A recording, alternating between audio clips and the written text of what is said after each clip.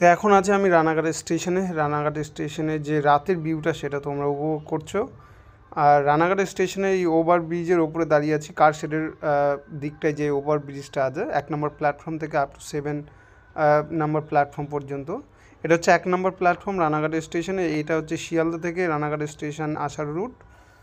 আর ঠিক তার অপোজিটে অর্থাৎ এই দিক থেকে যারা আসতে চাইছো লালগোলা বা মালদা থেকে, তারা এই দিক থেকে আসবে, বা কৃষ্ণনগর থেকে।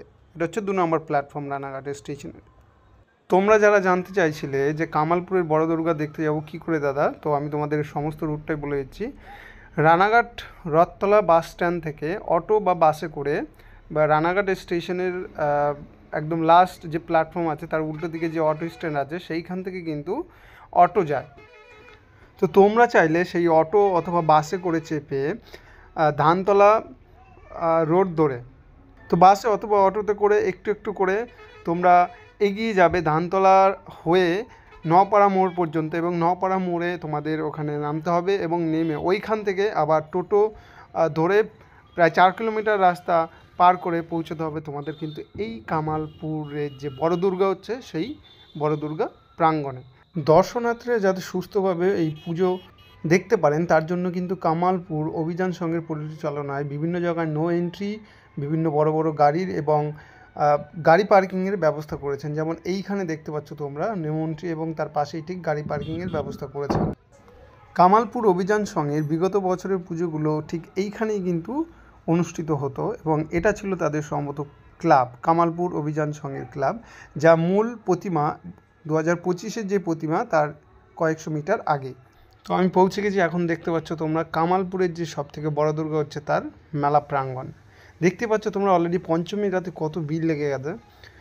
অলরেডি এখনই অনেক মানুষ আসা শুরু করে দিয়েছে, এবং এই দেখো এটা হচ্ছে সেই মায়ের প্রতিমা, বিশ্বের সবথেকে বড় দুর্গা।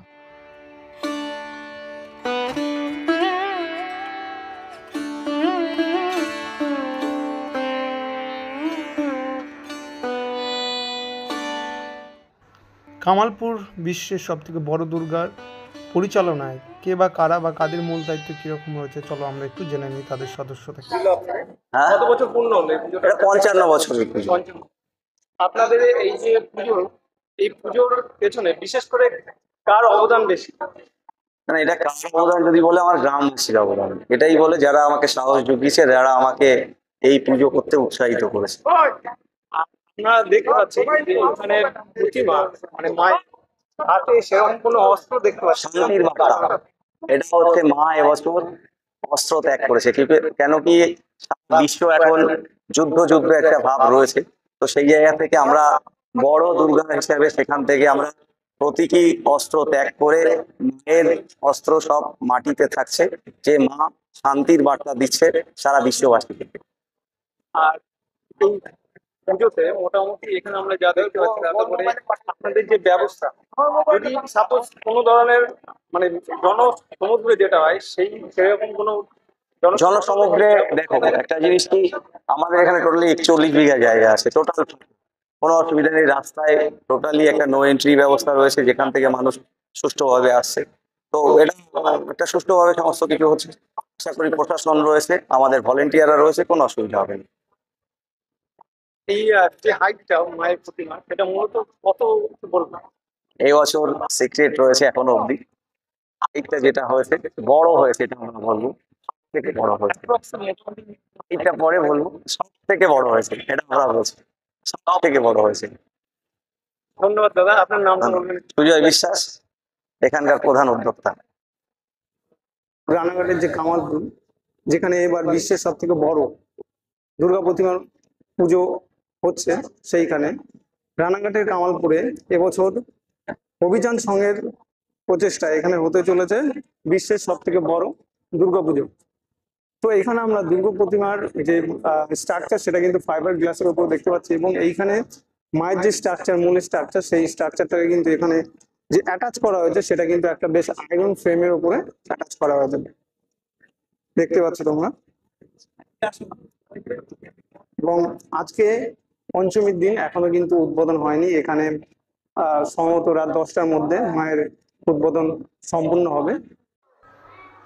মা বিরাজমান সিংহের ওপর এবং ঠিক তার ডান দিকে রয়েছেন গণেশ এবং দেবী লক্ষ্মী, এবং তার পাশেই রয়েছে বাঁদিকে মহিষাসুর এবং কার্তিক এবং সরস্বতী।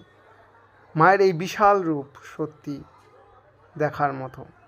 এখানে কিন্তু কিছু কিছু এখনও ফাইবার কাজ কমপ্লিট হয়নি, যেমন এই সিংহের মুখগহ্বরে কিন্তু এখনও পেন্ট করা চলছে। ছোট যে দুর্গা প্রতিমাটি এখানে পূজিত হবে তার জন্য রয়েছে পাশে একটি প্যান্ডেল। এই প্যান্ডেলের ভিতরে কিন্তু যে দুর্গা প্রতিমা পূজিত হবেন তার মূর্তি এই প্যান্ডেলে থাকবেন। এটা ঠিক মূল স্ট্রাকচারের বড় প্রতিমার ডান দিকে দেখতে পাচ্ছ তোমরা।